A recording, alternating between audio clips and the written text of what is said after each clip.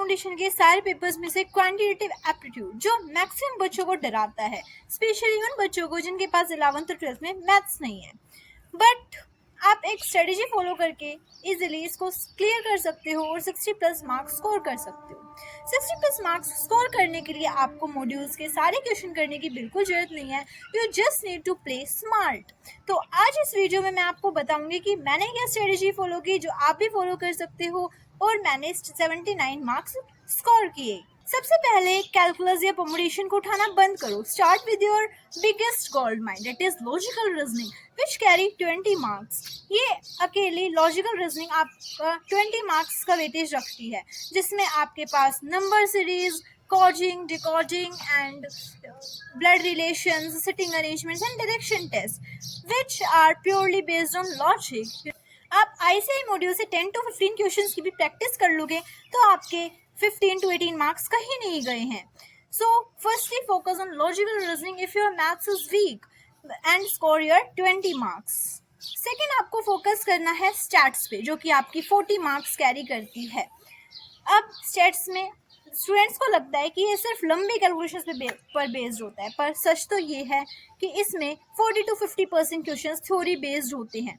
तो सबसे पहले आपको फोकस करना है statistical description of data and central tendency, जिससे आपके बहुत सारे मार्क्स कैरी हो सकते हैं और आपको थ्योरी पढ़नी पड़ेगी ओनली। और आप फोकस करो चीट शीट पर। Cheat sheet in the sense formulas, means आपके फॉर्मूलाज एक जगह पे लिखे होने चाहिए और आप उन सभी फॉर्मूलाज को डेली रिवाइज करोगे और क्वेश्चंस को प्रैक्टिस करोगे। दूसरी बात, जो कैलकुलेटर ट्रिक्स है वो मस्ट है, वो आपको आनी चाहिए, जिससे आपका क्रूशियल टाइम भी बचेगा और आपको बहुत ज़्यादा हेल्प भी मिलेगी। सो ओके, स्टेट्स को अच्छे से करो और लॉजिकल रीजनिंग को अच्छे से करो। आगे हम बढ़ते हैं मैथ्स पे। मैथ्स, अगर आप एक नॉन मैथ्स स्टूडेंट्स हो तो आपको पूरी मैथ्स पढ़ने की जरूरत नहीं है। आप क्या करोगे, time value of money, means जो मैथमेटिक्स ऑफ फाइनेंस चैप्टर है उसको करो, क्योंकि वो 10 to 14 मार्क्स कैरी करता है। दूसरा, लीनियर इनइक्वालिटीज, और एक पढ़ो सीक्वेंसेस एंड सीरीज जो कि इजी चैप्टर है, फॉर्मूला बेस्ड है ओनली। एंड इसके लिए इससे रिलेटेड आप जो भी कैलकुलेटर की ट्रिक्स है उनको सीखो, उनको अच्छे से सीखो। कैलकुलेटर की ट्रिक्स आपके टिप्स पे होनी चाहिए। और अगर आपको मैथ्स पसंद है तो गो फॉर ऑल।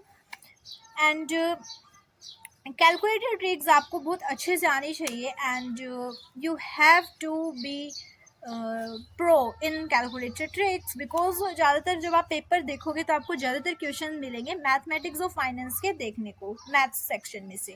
सो आप mathematics of finance, sequences and series और लीनियर इनइक्वालिटीज़ अच्छे से पढ़ के जाना और इनके क्वेश्चंस प्रैक्टिस डेली करो, जिससे आपके चांसेस गलती होने के लेस हो जाए। ओके, फाइनली बात करते हैं एग्जाम ट्रैप की। क्यूए एक ऐसा पेपर है, ऐसा सब्जेक्ट है जिसमें नेगेटिव मार्किंग है।